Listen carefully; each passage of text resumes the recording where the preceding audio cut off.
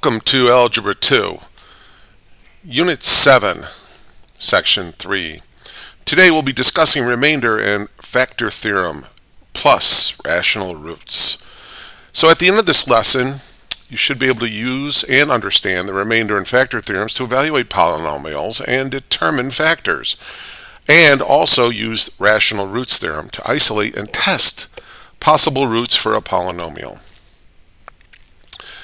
Okay, so as a bit of a review, the remainder theorem with synthetic division. So after we divide a polynomial by a linear divisor, the remainder will be some constant. Hopefully that constant is 0 because then we have a factor, right? But if it's not, then that's the remainder. So here we're going to take some values and use remainder theorem to determine the remainders of these inputs.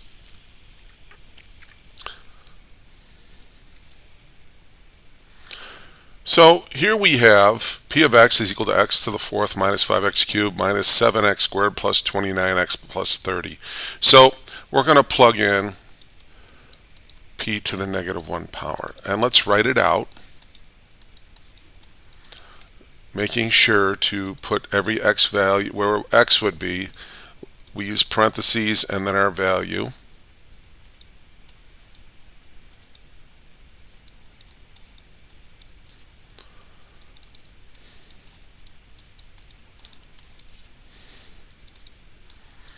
Now, we're at the point in our mathematical careers that we don't need to be doing this computational math,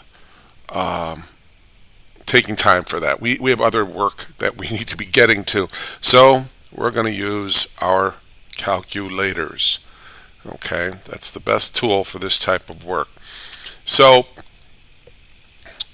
I type in exactly what I've written here. That's the reason I wrote this out. So negative 1, I hit the superscript button there, and that puts 4. Remember, you have to hit the right arrow to get back down to the regular level. Minus 5 times negative 1 cubed minus 7 times negative 1. And what's nice about squared is that you just have to hit that button and not have to hit the right arrow anymore. Plus 29 times negative 1 plus 30. And I hit enter. And I find out that the value of this is 0. All right? Let's look at p of negative 3. So we're going to do the same thing.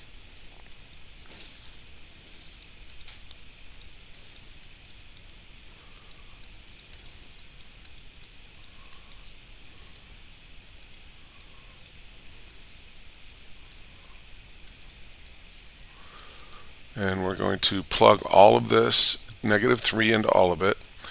And we're going to use our calculator again. Now, here's a little shortcut. If you're doing this type of work, what you can do here, you can hit the up arrow twice, and you'll see that we've highlighted the prior problem. And I'm going to hit enter, and it's going to copy it down. Now, I'm just going to hit my left cursor arrow, and I'm going to hold that down till I get to this point here, and now I'm just going to hit 3, and then I'm going to hit my right cursor arrow and go to every negative 1 and change that 1 into a 3.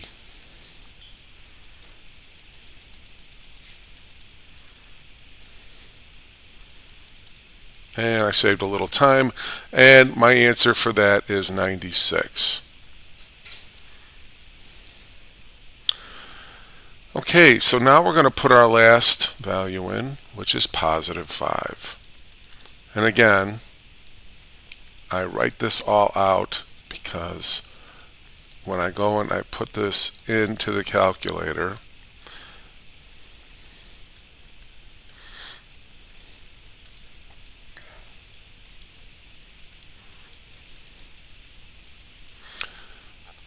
Okay, so we take our calculator. I'm going to rewrite it out again. The reason being, it's a pain to try to get rid of the negative signs. You got to use the delete key. There's too much work. So I'm just going to go and quickly put these in. Minus 5 times 5 cubed, right? Minus 7 times 5 squared plus 29 times 5 plus 30. And we get 0 again. So, what does this tell us? Well, factor theorem is if the binomial x minus a is a factor of our polynomial if and only if the r is equal to p of r equals 0. Actually, in this case, that should say p of a equals 0. So we would be able to say that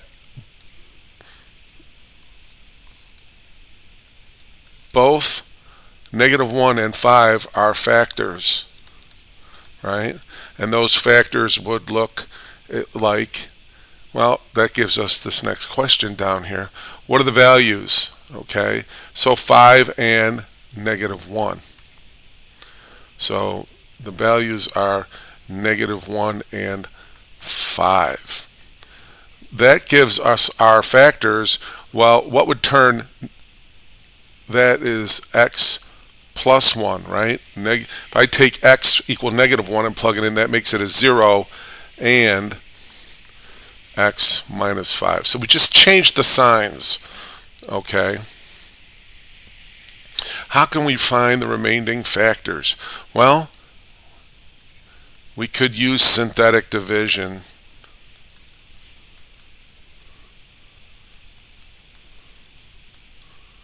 Division, that, there we go.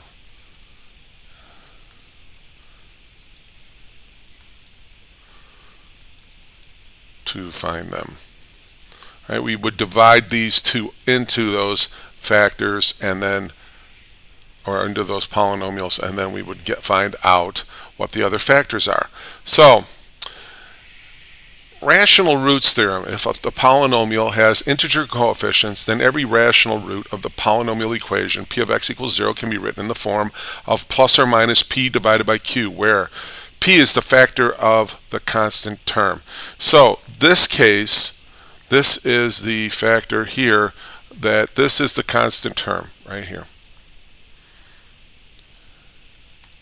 The factor, the leading coefficient, is right here. Okay, so p is equal to 30, q is equal to 2.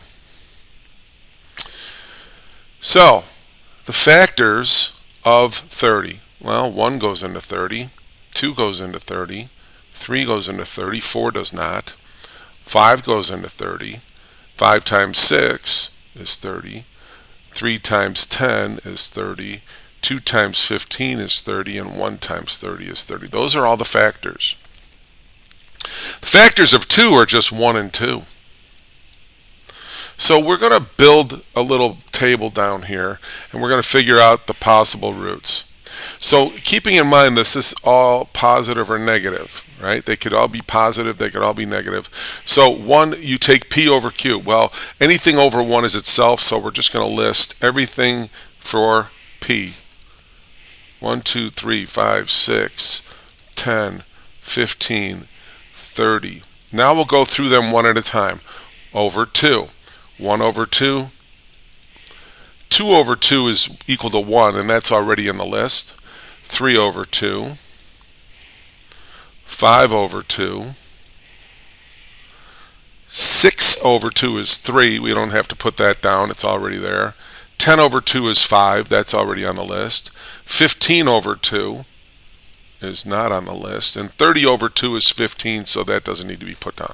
So these are all the possible values that could be factors for this polynomial.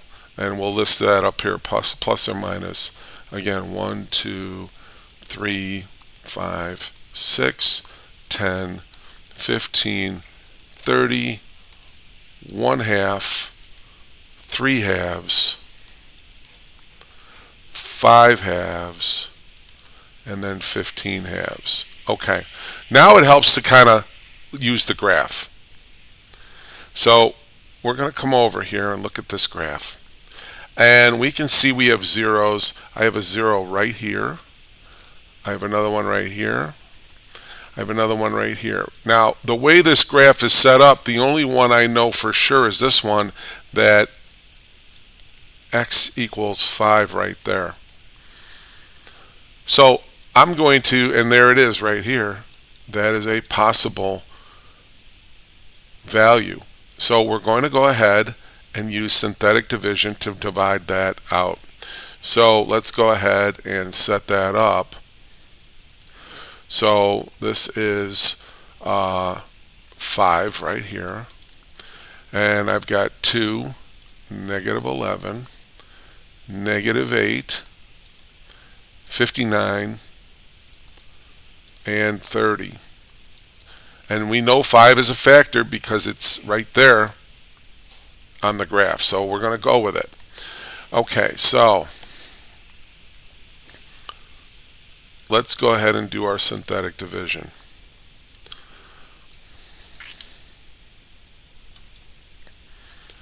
So remember, 2 comes down to start. 5 times 2 is 10. Negative 11 and 10 is negative 1. 5 times negative 1 is negative 5. Negative 8 plus negative 5, negative 13. 5 times negative 13 is negative 65. 59 plus negative 65 is negative 6. 5 times negative 6 is negative 30, and 30 minus 30, 0. So that 5 is now a factor. So we're going to take that, and we'll highlight it here because we want to. Alright, so 5 is one of our... Okay, now we have to look at this picture here and say, well, what would this possibly be? What about this one right here? Well, I'm looking at this and I'm thinking, well, I don't want to go with fractions. If I can avoid fractions, I will.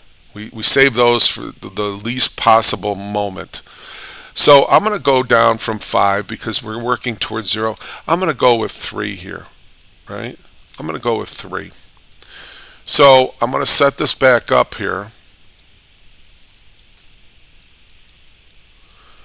And I'm going to use these numbers. I'm going to divide those in. We already divided 5 out. So we've got 2, negative 1, negative 13, and negative 6. So now 2 comes down. 2 times 3 is 6. Negative 1 plus 6 is 5. 3 times 5, 15.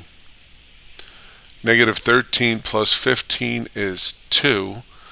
3 times 2 is positive 6. Negative 6 plus 6, 0. Okay, so we now have our second factor. Right? We need 4. So let's take a look over here now. Now, keeping in mind, these are both positive and negative. They could be both. So we're going to the left-hand side here. And I'm looking at this and I'm thinking, negative 2. So let's go with that, negative 2. And we're going to divide into these 3 numbers here. So negative 2.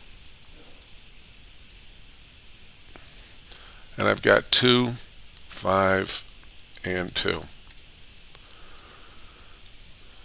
So 2 comes down.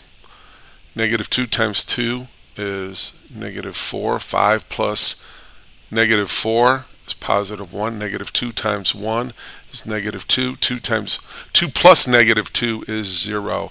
So we are left with our final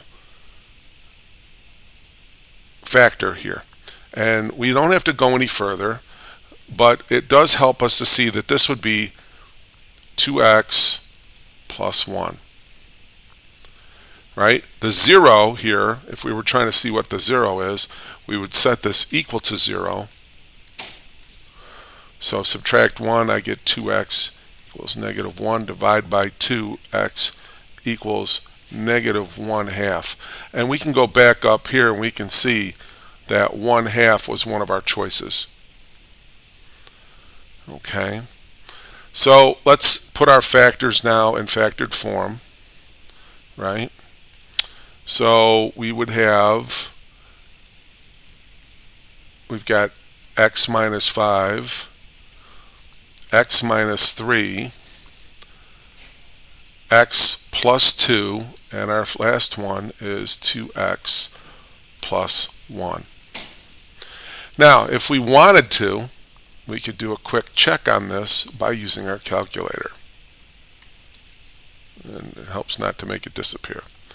So we could come back over here and we're going to clear our prior graph. And I'm going to put this in. Okay, and I've got x minus 5, x minus 3, x plus 2, and the last one is 2x plus 1. And we hit enter. Okay, so let's come back over here and take a look at our graph. Right? Because I want my window to look the same, so I'm going to come over here. I'm going to check my window, and this goes from negative 10 to positive 10 on x, so let's do that. Negative 10 here, positive 10, but we're counting by 5s, which we are. And we're going to go from negative 100 to positive 100, and they're counting by 50s. So we hit our graph table, we go to graph, and we put this in, and oh my goodness, look at that. That looks pretty darn close, right? So if we put these side by side here, we can see pretty much they match up. Right? There's our graphs. Okay, let's do another one. This one's a little tougher. So here we have p of x equals 9x to the 4th minus 33x cubed plus 22x squared plus 20x minus 8. So again, p is our constant, which would be 8. Q is our lead coefficient, which is 9. So the factors of 8 are 1, 2, 4, and 8. Our factors of 9 are 1, 3, and 9, right? 3 occurs twice. So our possible roots here, all right, so we'll do the first group over 1. So we got 1, 2, 4, 8. And then it's over 3, so it's 1 over 3, and then 2 over 3, and then 4 over 3, and then 8 over 3. And then lastly, over 9. So 1 over 9, 2 over 9, 4 over 9, and 8 over 9, right? So our possible roots are down here right now, so that's okay. So let's go down the page and let's look at our graph. So I've got some zeros here. I've got one here. Right? Let's make that blue. And we've got one here. And I've got one here. And this is one we're going to talk about here. So looking at this, where this is located, if you take a look about halfway here between This is about halfway. That's at 2.5, right? Between 5 and 0. So I'm thinking this is 2. So let's go with that. Okay. So what we'll do here is we're going to get our values set up, right? And I'll make this back full size in a moment. So I'm going to put 2 here, and then I've got 9, negative 33, 22, 20, and negative 8. Okay, so let's get back to 100%.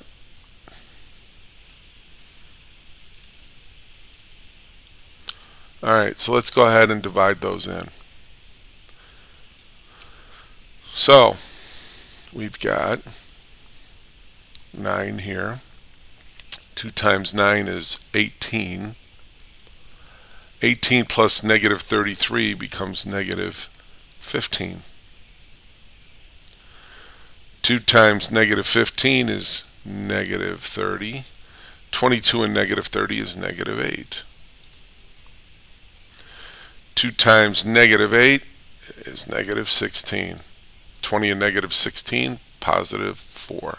2 times 4 is 8. Negative 8 and negative 8 is 0. So our first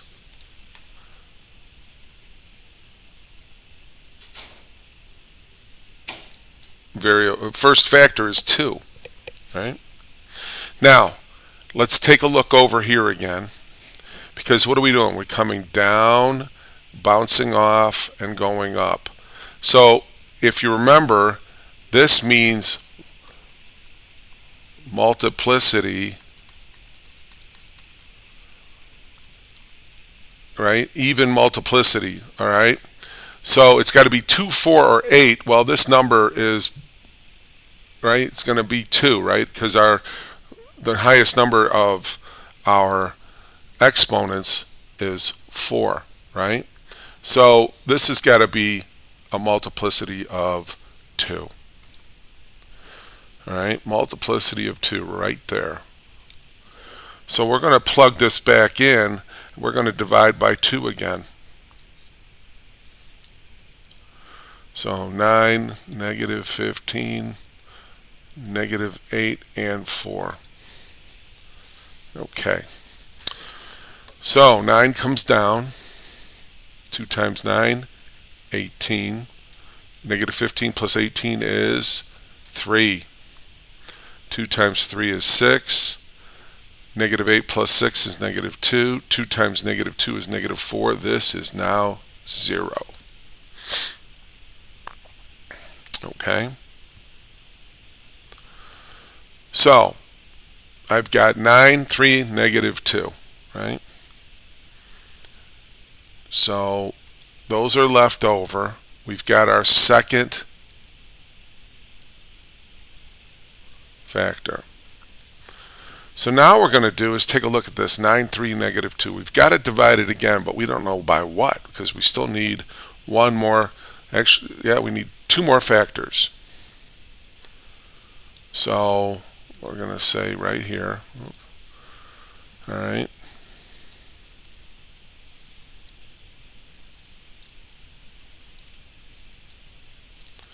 and looking at my graph here, if you'll see 9, 3, negative 2, I could go with 2/9 or I could go with 2/3.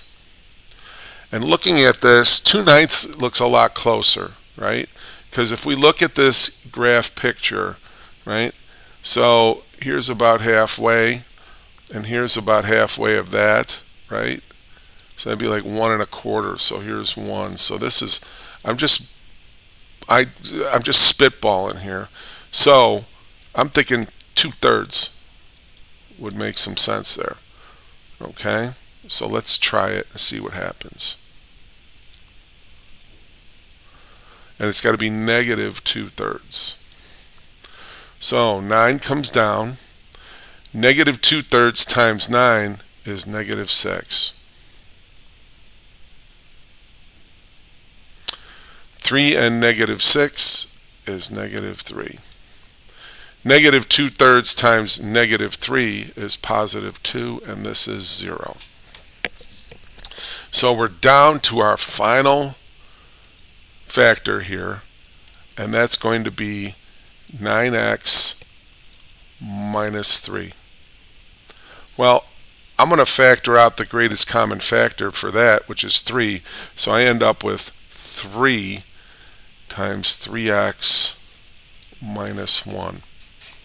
Since this will be a 0, I would set 3x minus 1 equal to 0.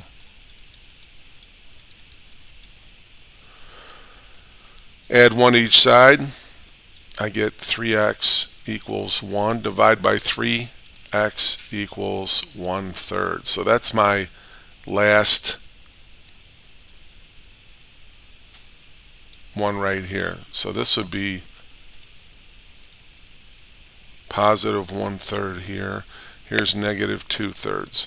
Now, we don't want fractions in our factors. So we're going to fix this one. So I'm going to start with x minus 2/3, right, equals 0, right? And I'm going to multiply everything. Excuse me, I'm going to add 2/3 each side. That's fine. So add 2/3 to each side, and I end up with x equals 2/3. Now I want to get rid of the fraction, right? So I'm going to multiply each side by 3, and I'm going to end up with 3x equals 2. Well, now I can go back the other way and just get 3x minus 2 equals 0. So my factor is going to look like 3x minus 2. That might seem a little confusing, but that's how we can do that algebraically, to work one way and then come back the other way, so that this is what our factor looks like. So I have all of these factors. I have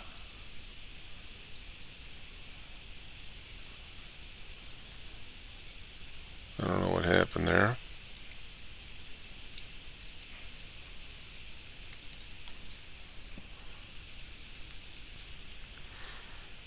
Okay, so I'm going to write all my factors out. I've got, let me make my page a little smaller here so I can fit this. Alright, so I've got 3 times 3x minus 1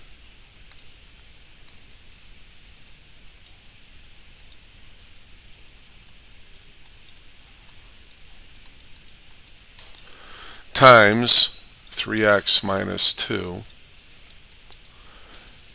times x minus 2, and I have it twice for multiplicity, so I can write it like that. Okay. So the next step I'm going to do, just to show how things go, is I'm going to pop my calculator back on here, and I'm going to put this in, right? 3 times 3x minus 1, 3x minus 2, and then x minus 2, and I'm going to square it and hit enter. I want to fix my window, so I'm taking a look at this one. So let's go to the window here. They're going negative 5s, so let's go that. Alright, whoops, clear this. Negative 5, positive 5, and scale of 5. We're going to stay with our same scale here, negative 100, positive 100, right? And we'll go ahead and hit our graph.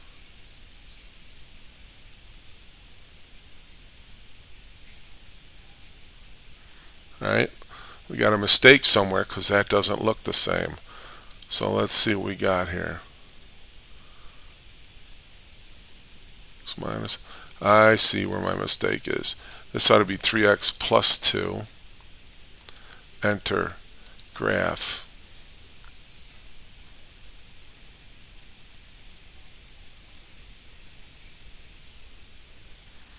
Okay. And let's do this. Let's make this table not negative 100, but negative 50. We can get it a little closer to what we have.